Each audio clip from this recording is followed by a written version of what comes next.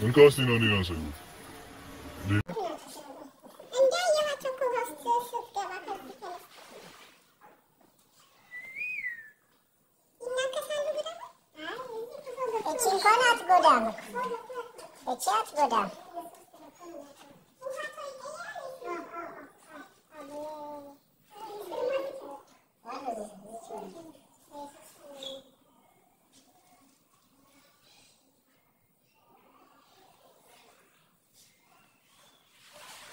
Okay, third the cow. Because none of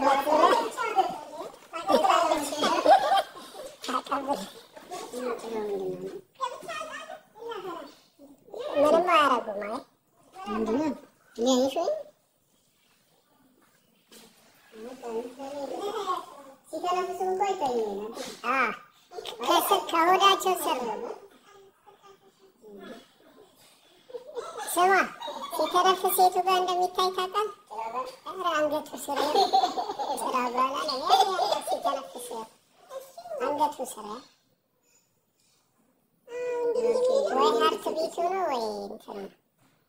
ከሆዳቸው ዝም ነው የሚሆነው ፕሮባብሊ ሙቀቱ ማለት ነው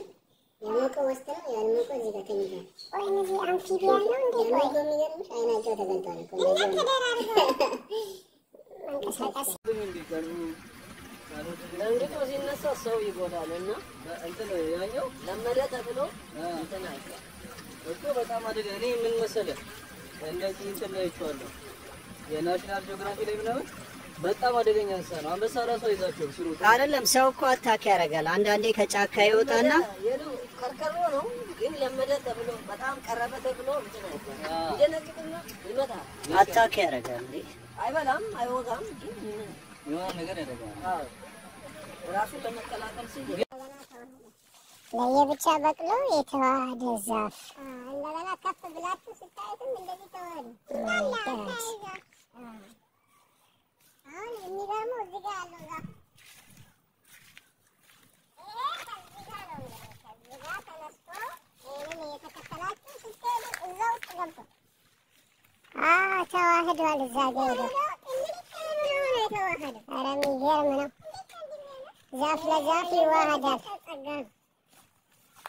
ብዙ ዛፎች እዚህ ወደ ዛፍ ደግሞ ይሄ ዛፍ ደግሞ ማለት ነው ይሄ አሾልኮታል ይሄ ዛፍ ደግሞ እናንተ ጅዋጅዌ ተጫወታችሁበት አዩ ከዚህ ተነስቶ ነው ይሄ ዛፍ በዚህኛው ዛፍ መሀል ተንጥቆ አልፎ ይገርም ነው ይሄ ሐረግ ይባላል እቺ ያረጉ ዛፍ ማለት ነው አዎ ሐረጎች ደን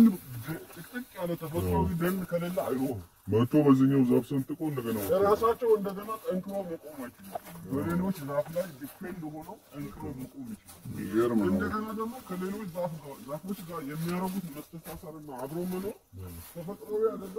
ዛፎች እንዲቋቋሙ ያረዋል እና እንደተሰራ ይገቱ አላቆመ እንደዚህ ወጥቶ እንደዚህ ያለ ወደዛ ነው እርስ በርስ መቻቻል አዎ እና ይሄ ዛፍ ከሚሰጠው ትርጉም አንፃር ወንድሜ እንዳለው የመደመር ዛፍ ይባላል እኛ